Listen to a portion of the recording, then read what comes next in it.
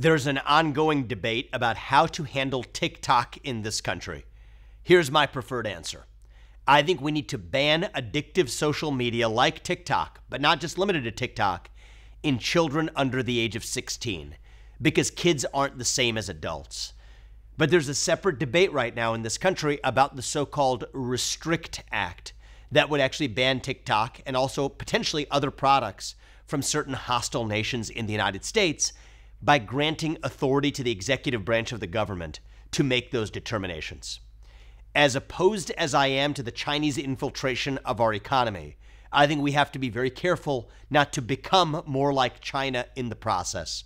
And that's why I would not ordinarily support the Restrict Act. But if this is going to go through, here's a general principle I'm going to offer to the country for how we think about constraining the scope of a corrupt national security establishment in our country.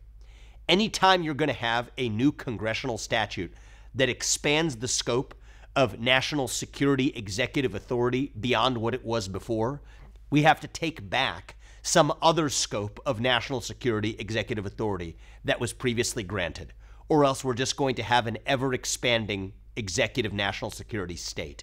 That's not acceptable.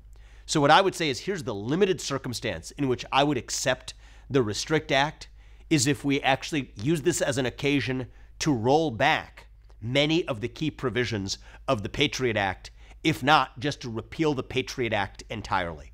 And to me, that gets me comfortable with the idea that today we're going to narrowly address a threat that is relevant today, specifically in the form of China, using commerce as a vehicle to influence its geopolitical agenda here in the United States, but while at the same time protecting against an ever-expansive national security state in our own right, if we're actually willing to go the distance and repeal the Patriot Act in the process.